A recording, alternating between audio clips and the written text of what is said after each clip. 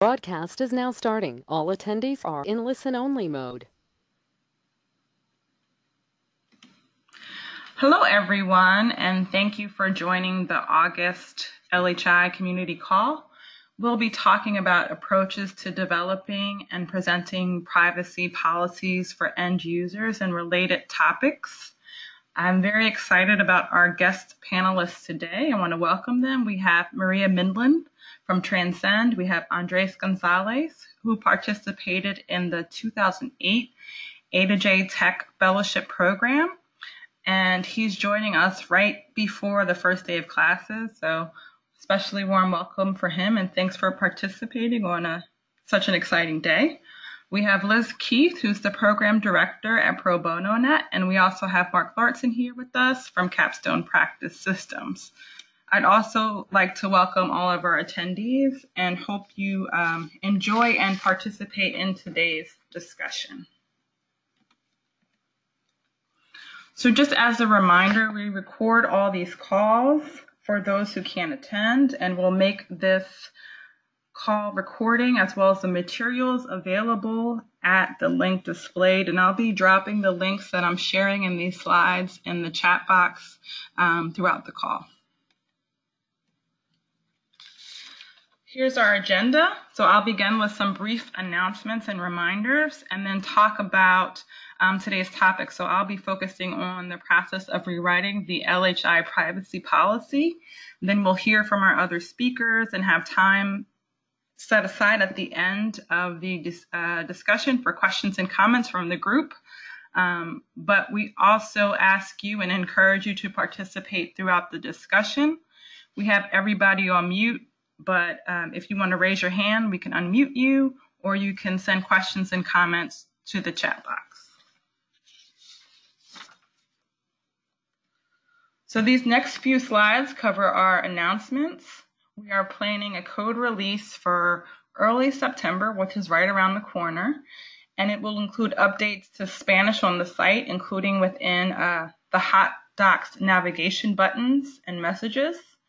We're also going to be implementing some additional improvements around accessibility and in line with WCAG 2.0 AA standards.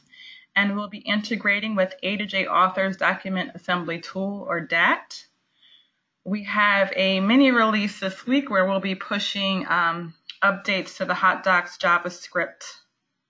So that'll be helpful with interviews and address some mobile usability issues within Hot Docs interviews. I also wanted to flag, you may have seen a message from Jane Ribadenera at LSC that there is a survey going around that closes tomorrow that allows folks to vote on potential workshop sessions for LSC's Innovations in Technology Conference that's taking place in January in New Orleans.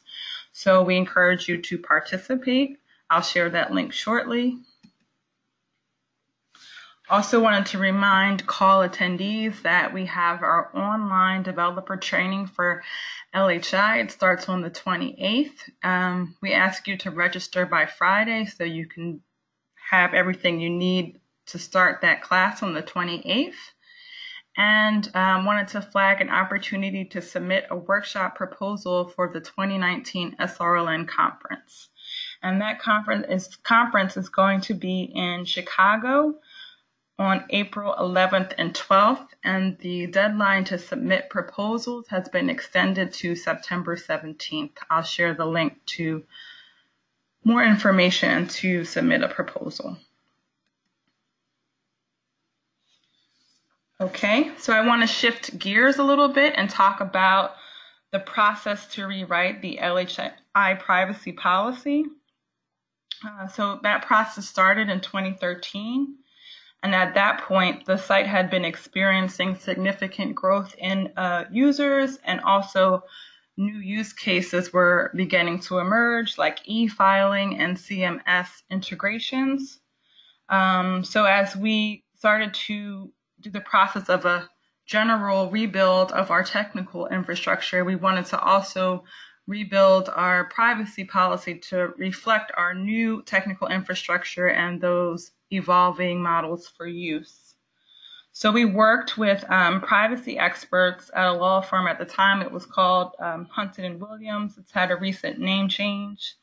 But in any case, those experts at the firm sort of analyzed the coming and existing changes in the system since the privacy policy was initially developed, and they crafted a new privacy policy.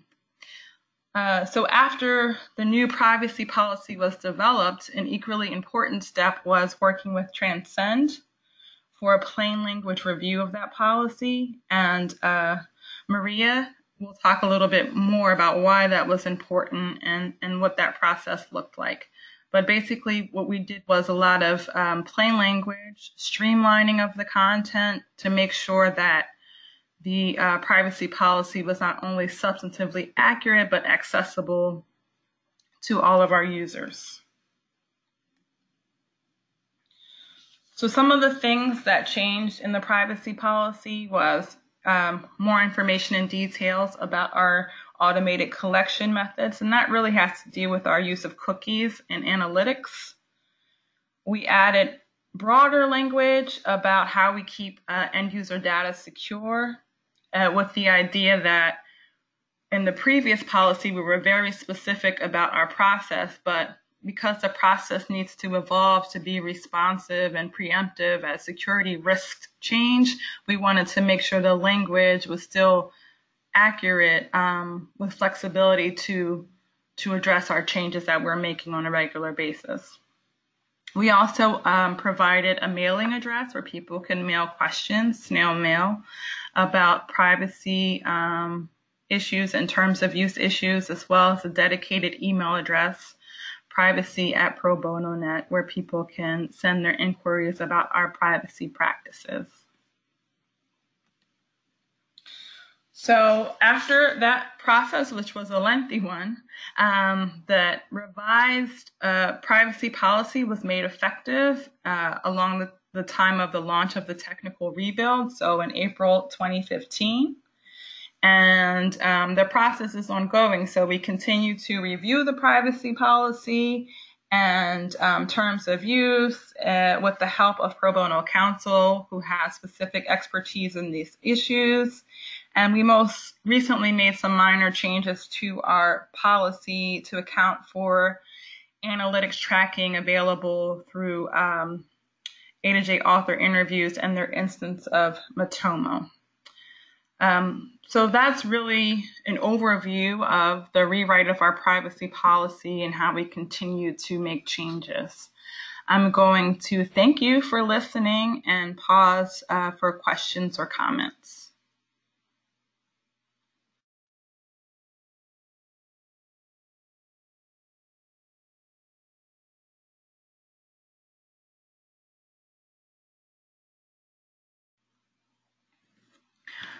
Okay, I don't see anything, so I'm going to go ahead and ask Maria Mindlin to do her portion of the presentation, and thank you again for listening. Okay, thank you, Miranda. Can we go to the next slide? And okay, so let's go to the one just before that. This is, thank you. So this is our graphic that we use a lot when we talk about readability, and we really like it because this shows what happens when you don't do readability. You drive people crazy and you make their hair stand up on its ends.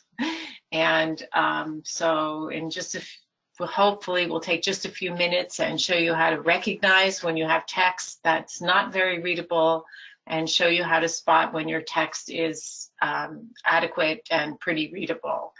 And let's hit on the main points about why the privacy policy is in plain language. Let's go to the next slide.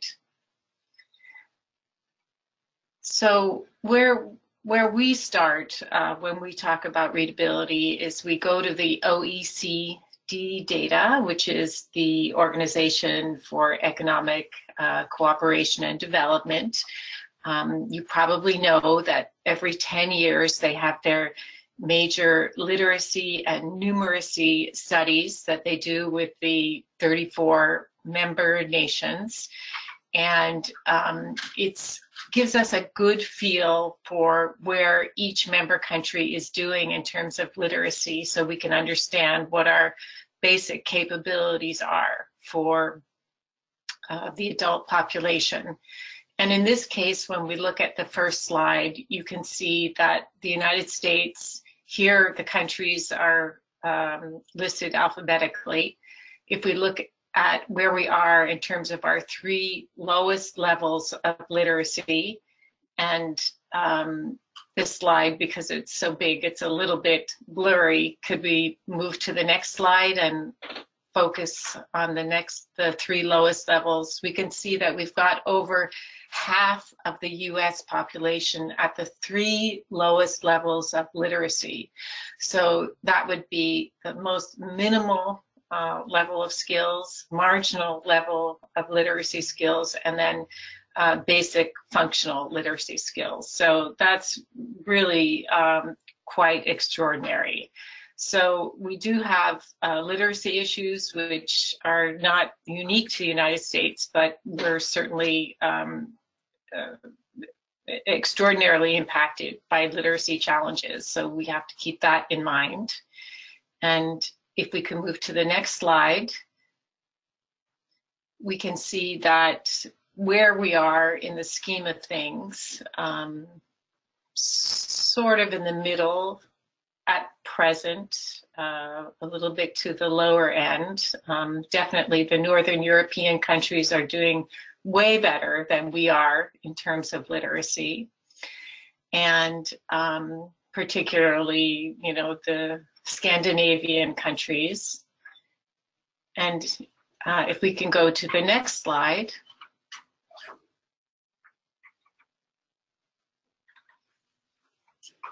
We can see that one thing that the last literacy survey found about the United States, and no one knows exactly why this is so, but you can see in the bottom right-hand corner, the United States is predicted to have a far worse problem than all the other OECD nations, in so much as by the next OECD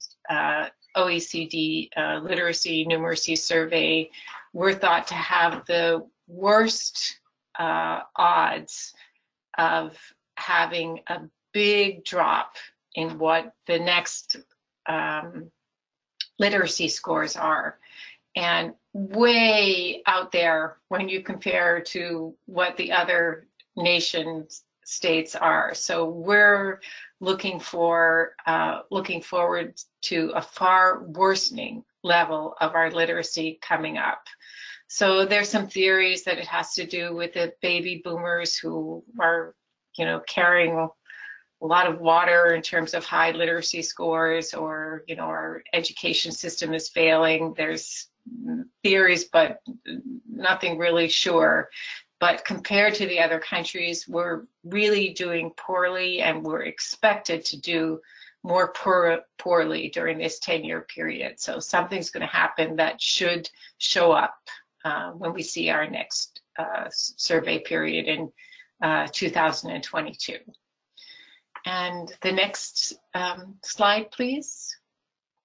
So we have a multifactorial worsening problem for literacy. And could we click through these points? So we have an adult population with really quite poor literacy skills. Most people say that it's somewhere between 6th, 7th grade reading level. And at next point, we can see that we're expected to have much lower reading skills within the next 4 or 5 year period when it's the results are taken again. And there's definitely a mismatch when you look at the type of information that we're preparing for our public to read. You know, if you look at the department information for financial information that's available to us from certain departments, insurance information, and what our ability to read is like. There's a big mismatch.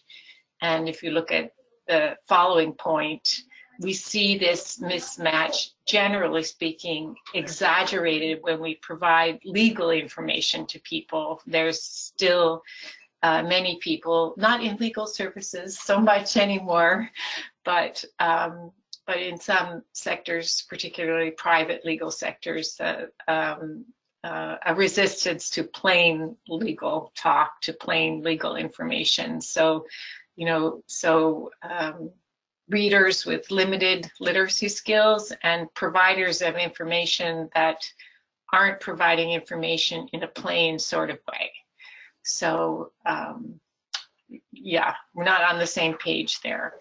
And yet we're seeing other countries do a much better job of providing plain information, increasingly more plain, and at the same time boosting the literacy skills of the readers. And we seem to be going in the opposite direction on both accounts.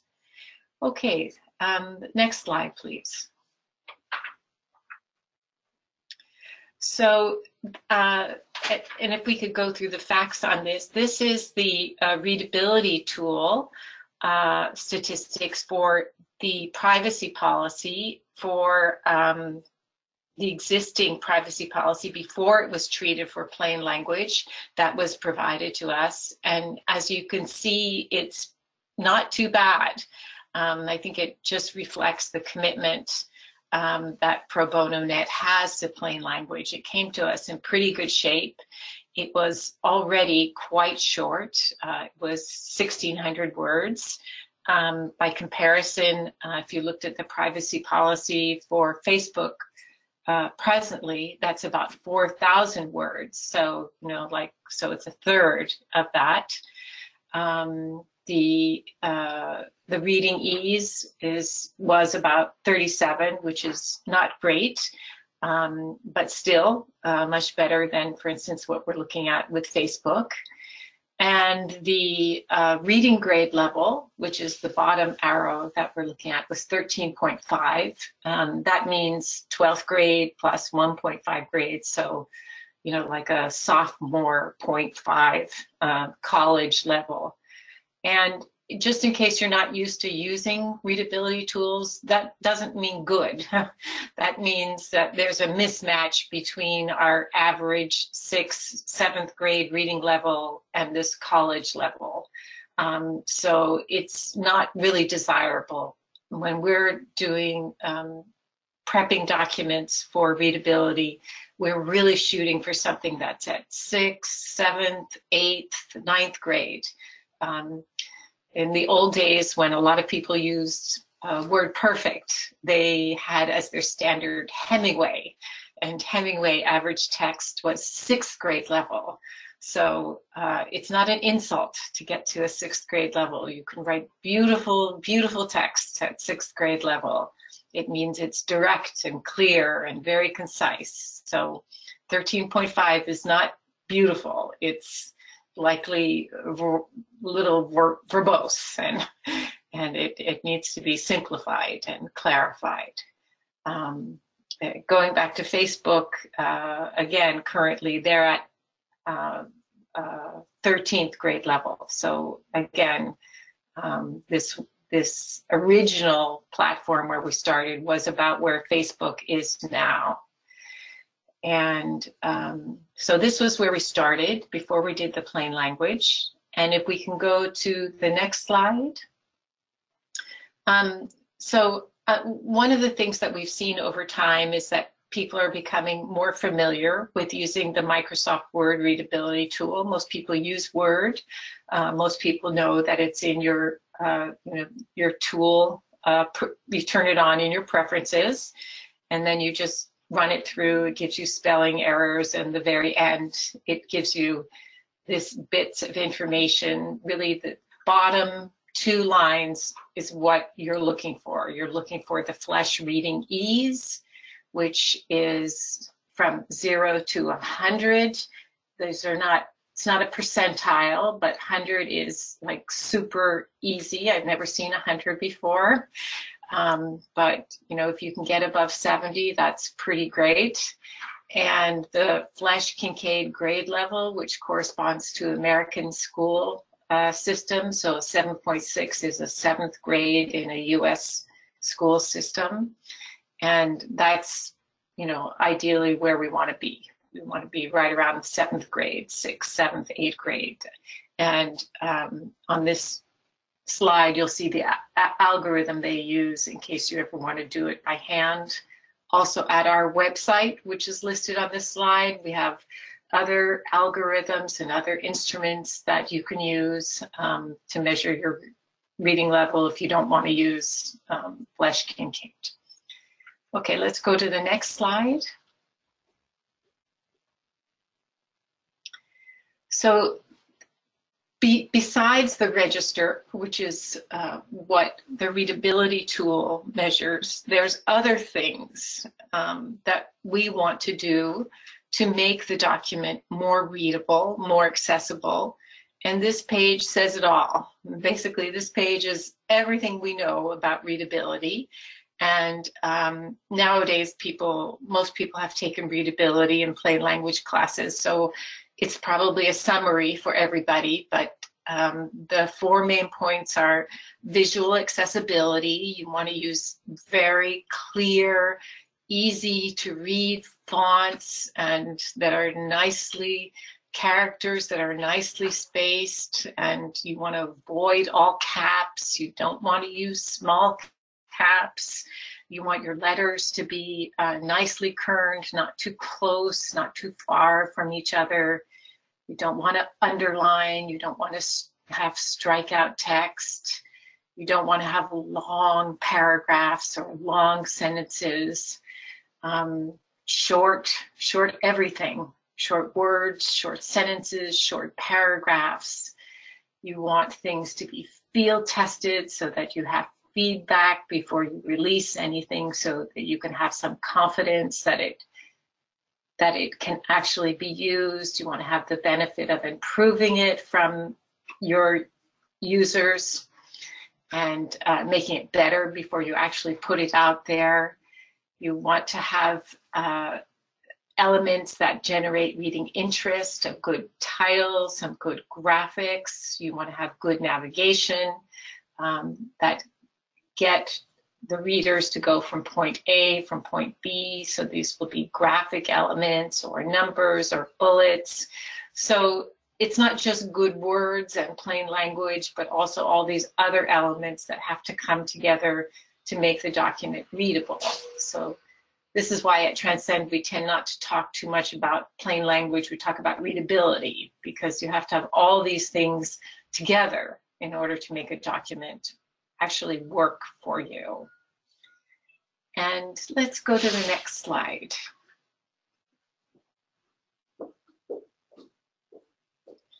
So thinking about readability, hopefully you can just look at this and look at the first paragraph of the original privacy policy that we started with, that we looked at the statistics for.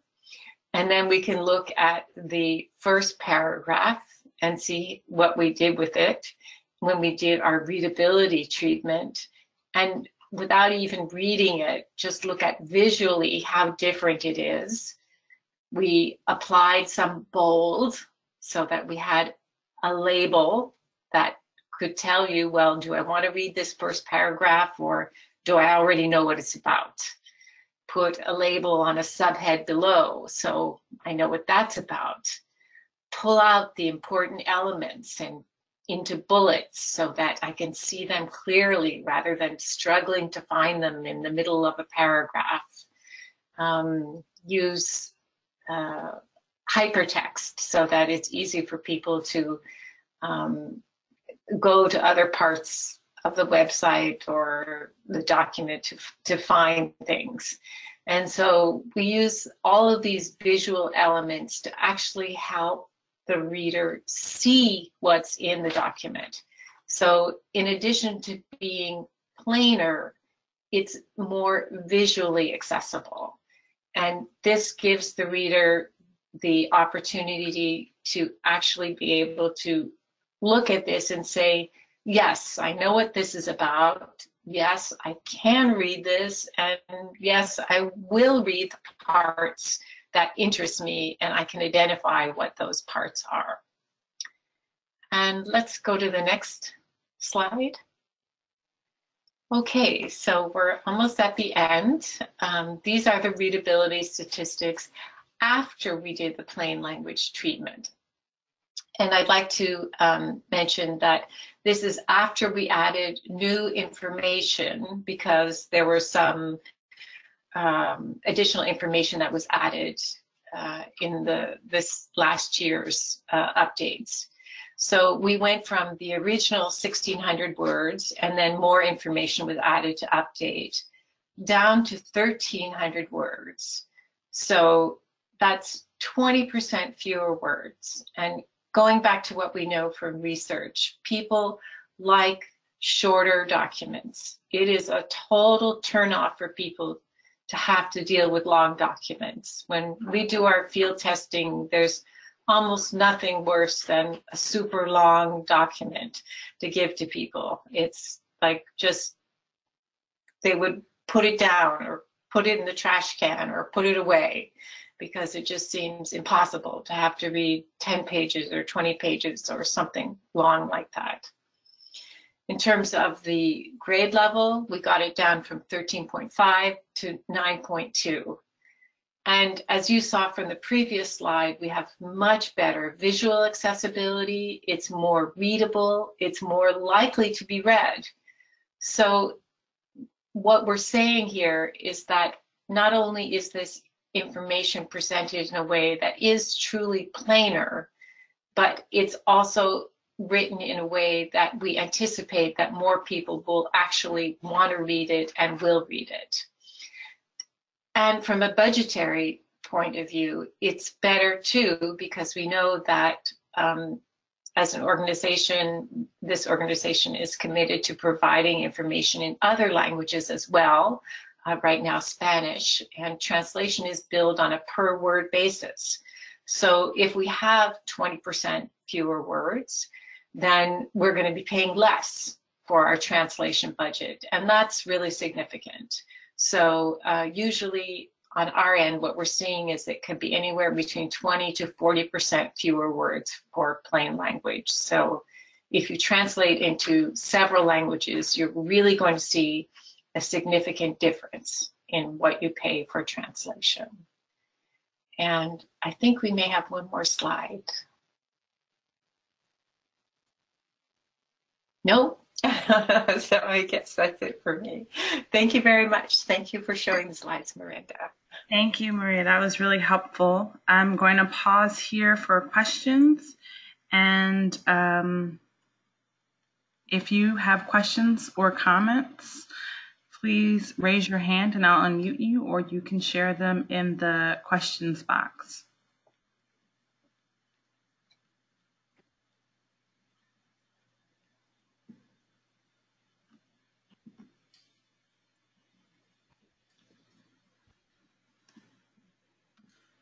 Okay, thank you again, Maria. We're next going to turn things over to Andrés, who's oh, actually, there's just one question or comment before we do that. This is great work. How much back and forth did you go through with the attorneys? That's a good question. We went through a ton of back and forth with the attorneys. But what I will say was I was worried that they would be concerned about the plain language process and worried about losing the sort of meaning and changing the meaning and not really encapsulating the law by plain language.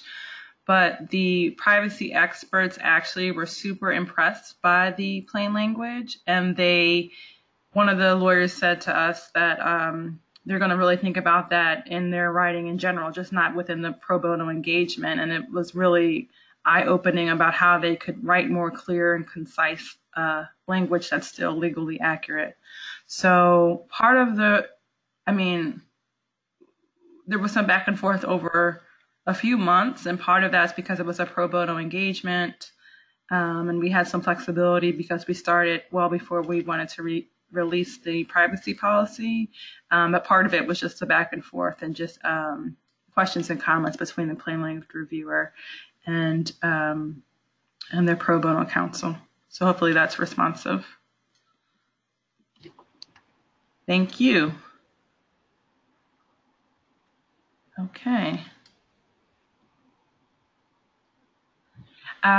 So I hope people continue to think about questions and comments, and I'm going to turn things over to Andrés, who's going to talk about his interest in privacy and experience, and a little bit different but relevant to the general theme of the conversation. So please go ahead and unmute yourself, Andrés. Hello, everybody. Can you hear me? Yes, thank you. Yes. Good morning. Thank you for inviting me. I'm Andrés, and I'm a third-year law student at the University of Hawaii. And like Miranda said, I'm going to share a little bit about my summer work and how that fueled my intellectual curiosities in ways I had not been able to challenge myself during my law school journey, because many of the opportunities I had when I was in New York working with LawHelp New York and Nassau Suffolk Law Services are not available here where I go to school.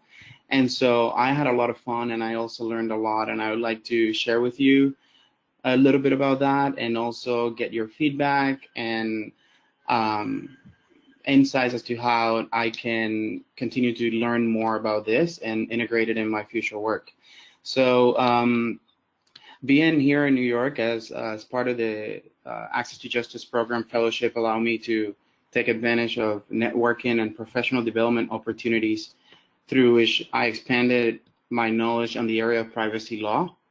For instance, one of the first exposures I had was during a legal ATEC conference, where Professor Helen Nissenbaum from Cornell University shared that in research she did, she found that when people read privacy policies, the understanding those individuals had after reading the document of what it said was congruent with what their expectations were before reading the article, but not necessarily congruent with the text in the article. So after her presentation, I started to think about what impact, if any, social determinants such as race or ethnicity or gender or educational level may play in one's notion of privacy.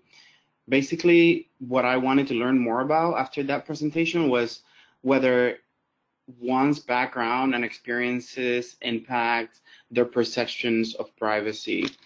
And so I continue with that thought, and I continue to get engaged and seek opportunities in this area. And later on, I attended a panel at a law firm which was put together by the Hispanic National Bar Association. And it was looking at privacy through the perspectives of people of color. And they discussed how information individuals are asked to provide may later have negative, unexpected outcomes. And one of the cases they discussed was DACA, and how certain information may or may not have been used to identify and deport recipients of the program and their families. This conversation then pushed me to think about when our privacy concerns, the reason people may choose to not take advantage of resources or programs, and what happens if said program or resource is the only option that person has. So I also asked myself that same question from a different perspective, which is, does having more knowledge or autonomy over our personal data makes us more likely to want to access resources or programs? And I started to think a lot about my personal journey and how my interest in privacy evolved, and how it's connected to my background and experiences. So I'll tell you a little bit about that very briefly. I was born and raised in Cuba, and I lived there for 20 years. So growing up, I heard over and over, you cannot ask questions out loud. There's certain statements you cannot say, but none of those things actually kept me from questioning things inside my own head. So that's what I did all the time. But I had this like distrust of the government, and I didn't think it was acting in my best interest, and therefore I questioned everything. I didn't have the opportunity to talk with other people or learn about a different perspective. So that specific situation for me impacted how I consume information and how and what I share information, how and what information I share is still to this day. So I think about whether that effect that the political environment in Cuba had in me could be in a different way the same effect that other, like I mentioned, social determinants have on people, and like how, you know, they choose or refuse to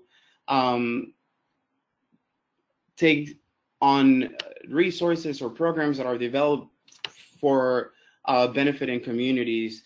So the point is that if one is inquisitive but is unable to find information that is important to formulate a final informed decision, one might choose not to apply for a program for which they could benefit, just so that they don't share information that they don't trust or know what it will be used for. But at the same time, the other side of that is that if one feels powerless, one might just share information without thinking twice and may end up in a situation in which the idea of like accessing services ended up in a harmful situation for the individual. And that like goes back to the conversation I had with some legal scholars about DACA during that presentation I mentioned. So while this is about end users and how we can present that information to them in ways that is more accessible, I also think as advocates, we are users also of many services, and we have sort of like a responsibility to question things when we are in either instance. So as I think in my career, one thing that I would like to do as an advocate would be to like always commit to knowing the reason why we're collecting specific pieces of information. And we should be able to tell our clients more than it is just for recruiting purposes, or because our funding source requires it, or because the computer says so. So I'll tell you like a really funny experience that happened to me this last weekend when I was coming back to Hawaii. I called because I couldn't like check in online on my flight, and I was with Alaska Airlines, and I asked the person on the phone, why are you asking me to tell you whether I am male or female? I don't see how that matters. And the person on the phone said to me, you know, that is an interesting question. I think it's just something that has been asked for a very long time, but I could raise it to my supervisor. And so later on, I was in the plane and I was really bored. So I started to read the Alaska's privacy policy, Alaska Airlines privacy policy, and I realized that, you know, they shared information with third parties, something that you agree with when you use like their streaming services online, or like you even like order food and whatnot. So even acknowledging that there might be an intended purpose from Alaska to collect that information, I also wonder if, you know, part of the reason they would collect gender or sex related information is just simply to fulfill the requirements of their third party agreements. And that leads me to think, as a user, shouldn't I know which parties are being given certain information and why are they using it for? So around that idea, you know, I was thinking a lot about someone who I interacted with this summer. Her name is Virginia Eubanks. I wonder, I wonder if many of you have read her work, but her book that she published recently is called Automating Inequality. And at one of the networking professional events I attended, she shared the research she did, which looked at various government programs and the type of data that program applicants or recipients were requiring to provide. And then she found that some of these programs whose goal was to improve the life of specific population didn't always achieve its end goal, and sometimes it ended up causing harm to the same people that were intended to be helped. And so another funny and short story about like things that are happening to me all the time, and which I'm thinking about this all the time, is related to my financial aid application and loans, which is like a big issue for students and everybody these days. And so a few months ago, I was like randomly selected for verification purposes through my loans. And basically, I submitted all the information that they were asking for, and I had already been approved for my loans prior to that. But basically, later on, they notified me that everything was fine with the verification process, yet they asked me to reapply for my loans, which entail another inquiry into my credit check, into my credits, into my credit. And when I asked the university, is that going to affect or impact my credit score in any way, they weren't able to explain me. So this all has got me to think a lot about, you know, like a program like financial aid and loans is sort of like made possible, or is sort of like a way for students who cannot afford to go to school to be able to have those services. But I don't think that program necessarily would intend that a person like me would be subject to verification, and that verification would result in something like having my credit score down by a few points more than a person who is not accessing that program, not only once, but twice after I have been approved for the loans and I was randomly selected. So there was not a specific cause to get me through that selection process. So I think like what this tells me is like going back to, you know, Virginia's work and automated inequalities, it forces me to think a little bit more as to whether information we collect to fulfill, you know, programs or systems that we are bringing up to the populations we work with, or address the gap in services or needs of specific groups, whether those pieces of information could be having a negative effect on those same populations. So I always ask myself when we're collecting information,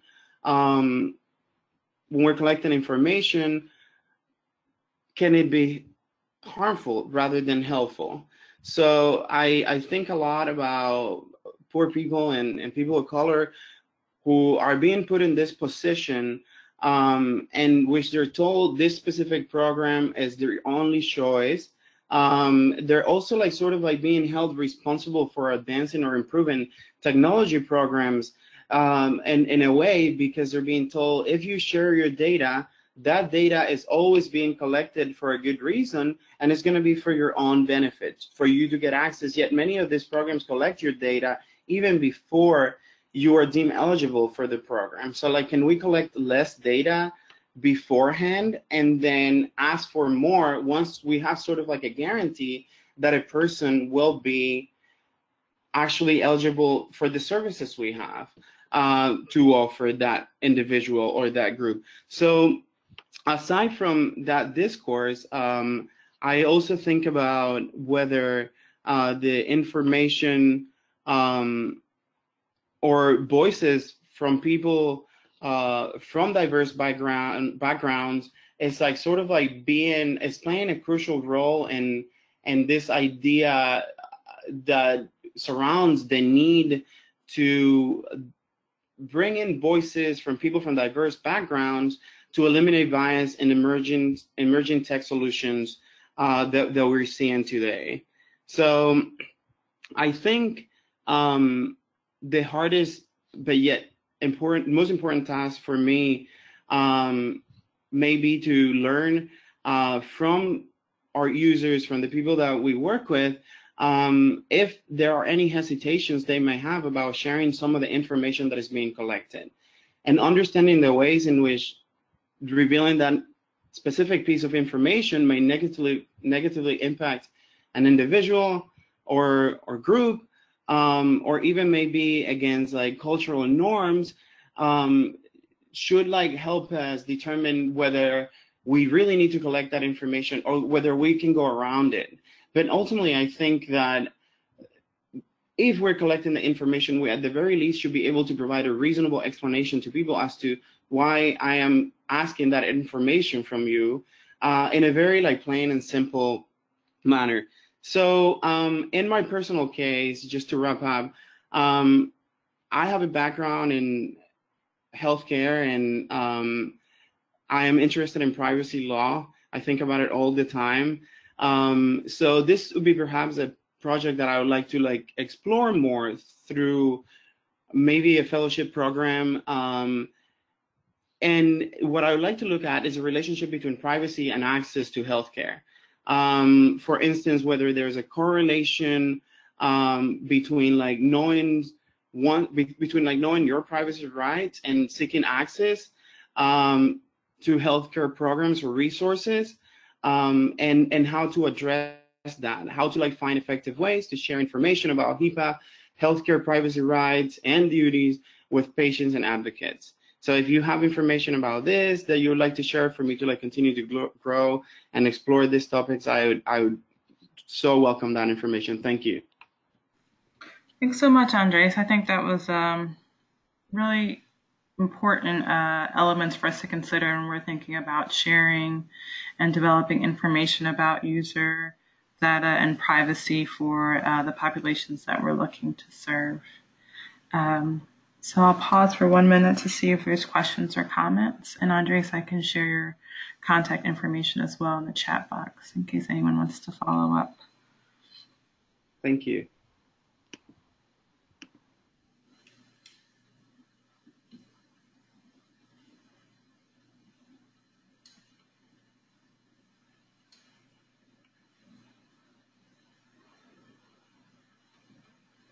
Okay, I don't see any raised hands or questions, so I'm going to turn things over to Liz.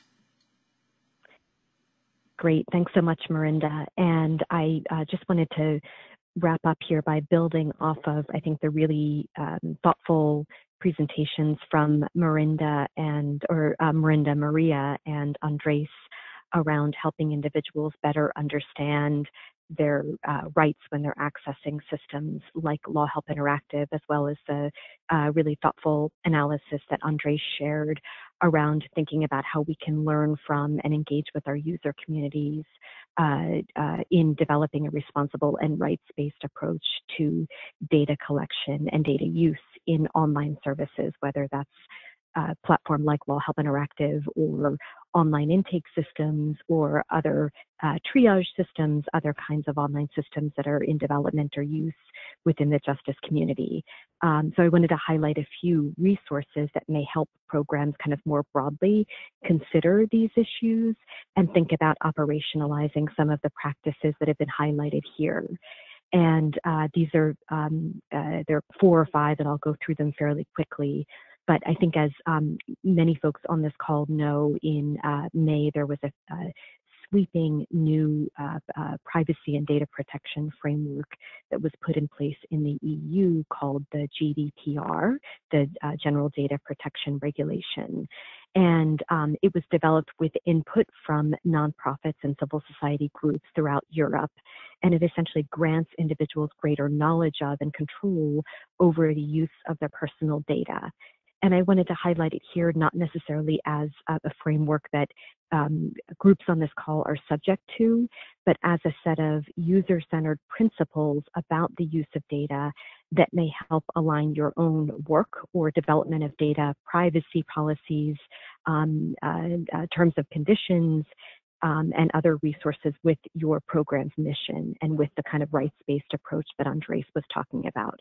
So I've included on the slide here, and we can send it through the chat box, the GDPR's own kind of plain language set of principles to helping groups and individuals understand what this new framework is and what under it individuals have the right to know, including what data is held about them, how they can request that data, who sees the data, how their data is being used, and what decisions may be made with it. On the next slide, I also wanted to highlight here some additional studies and reports that I think are really particularly interesting in this space. I'm going to jump down actually to the report that is, sorry, 1 second, I'm just getting to the being able to see my screen here, but the report that's mentioned at the bottom here with the link, which is a report that came out from the Center for Data and Society in September of 2017 called Privacy, Security, and Digital Inequality. And it's about 125 pages, and it is the first in-depth analysis of looking at the privacy and security experiences of what the Center for Data and Privacy call low socioeconomic status populations in the US. And it's a really fascinating, it's long, but there's a really accessible executive summary and a really fascinating look at the experiences and attitudes about privacy and use of data, focusing on US households with incomes of less than $20,000 per year. And then it further breaks that down by race, ethnicity, education, and a number of other factors. And the kind of headlines that you'll see if you just even skim the executive summary are that individuals that are low income are acutely aware of the range of kind of digital privacy concerns or impacts they may experience when using online systems. They, in many ways, are more sensitive to and aware of the possible harms of identity theft or being a victim of crime or being harassed online. But many also express concern or difficulty in understanding and accessing tools to help them protect their personal information online. So the report even looks at things as detailed as the number of or percentage of individuals with incomes under $20,000 a year that are using certain privacy settings in their browser versus or compared to higher income ranges and higher educational ranges. So it provides some really rich insights that I think are sort of good fodder for this community and good data in some of the areas that Andrés was describing as we think about how do we further design online systems in ways that are responsive and take a rights-based approach to the information that's collected and informing users of that. A couple of additional tools highlighted here and resources that kind of online communities that are grappling with these issues include the Responsible Data Forum, which is a group of data scientists and data policy experts, people that are using or responsible for managing data in nonprofits, government institutions in the US and abroad. And they have a really terrific set of resources and wonderful listserv, which is a place you can kind of both lurk and learn if you're newer to this space or interested in connecting with other experts in the field. TOSDR.org, which scores terms of service according to things like plain language and readability and the extent to which they are user-centric and focused on user privacy rights and protection. And then the last one, Digital Impact IO, which I have a couple of additional slides on, which is a really wonderful program run out of the Stanford Center for Data and Civil Society, which provides a set of tools and resources to organizations that are trying to build their capacity to use data responsibly within their organizations. So they have things like sample privacy policies and terms of conditions that take a rights-based approach to how data is collected and maintained, and a number of other toolkits available to help nonprofits build things like organizational data inventories, to think about developing a checklist for the key questions to consider when collecting, storing, and sharing data, both for internal data management as well as for things like funding proposals or developing new policy guidelines. They also have a sample data maturity framework and a number of other toolkits that I think might be of kind of broad interest to the civil legal aid community. So if you're not already plugged into some of these resources, I hope you'll check them out and spread the word to others in your program that might benefit from them.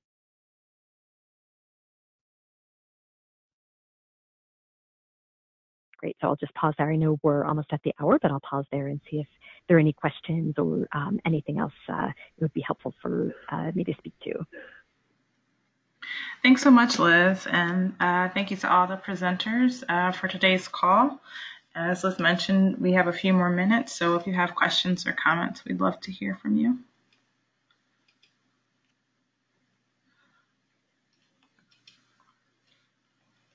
And the slides and materials will be available along with the recording in the LHI Resource Center.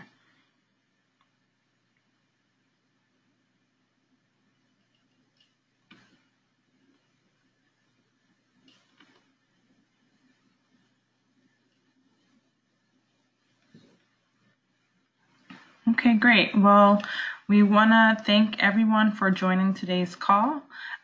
We hope you found it informative and interesting, and we will be having a call again in September. We'll share registration details via the listserv.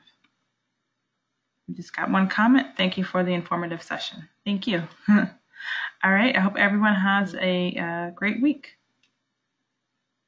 Great. Thanks, Brenda. Thank you all.